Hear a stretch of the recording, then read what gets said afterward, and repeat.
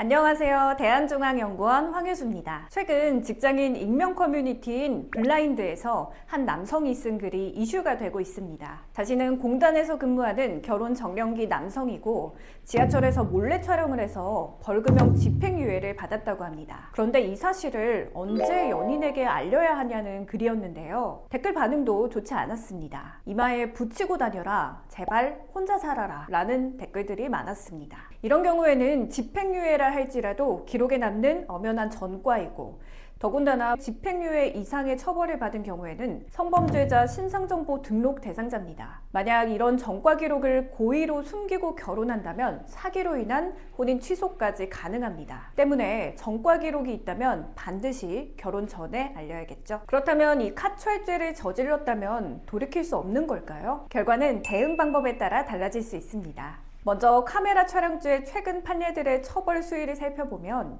디지털 성범죄의 심각성을 고려해서 영상물의 질적 측면 그리고 수량적 측면을 종합적으로 평가합니다.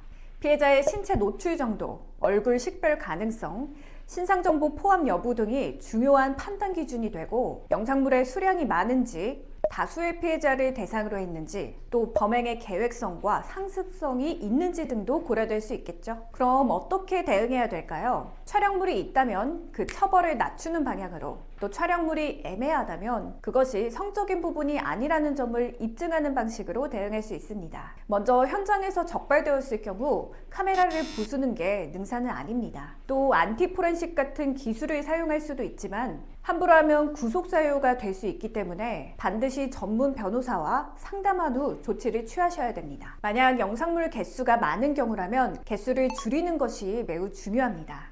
실제로 영상물에 대해 포렌식을 진행하면서 선별하는 과정에서 변호사가 참여해 이 수사관과 협상해서 영상물 개수를 줄일 수도 있습니다. 촬영 장소가 여러 군데일 때는 일부 장소를 제외하고 한 곳으로 몰아서 협상할 수도 있고 또 겹치는 부분은 빼달라고 요청할 수도 있습니다. 이처럼 영상물 개수를 줄이는 것은 변호사의 기술입니다. 또 중요한 점은 피해자와의 합의입니다. 피해자와 적절한 합의를 본다면 처벌 수위를 낮추거나 또 기소유예로 끝낼 수 있는 가능성도 있습니다. 하지만 성범죄이기 때문에 피해자가 가해자와의 만남 자체를 거부하는 경우가 많습니다. 그런 경우라면 변호사를 통해 적절한 합의안을 제시하고 설득해야 됩니다.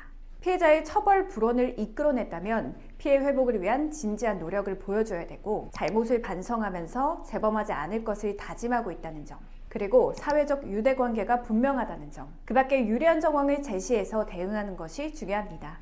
카메라 촬영죄와 관련된 사건은 다양한 변수가 있기 때문에 각 상황에 맞춰 적절한 대응을 해야 됩니다. 불이익을 최소화하려면 전문 변호사와 함께 하시길 추천드립니다. 저희 법무법인 대한중앙성범죄전담팀은 형사 전문 변호사로 구성되어 있고 또 전국 단위에서 성범죄 사건을 해결하고 있습니다. 또한 카메라 촬영죄 등 성범죄 사건에서 불기소, 무죄 등 다수의 승소 사례를 보유하고 있습니다. 도움이 필요하시다면 언제든지 연락주세요. 감사합니다.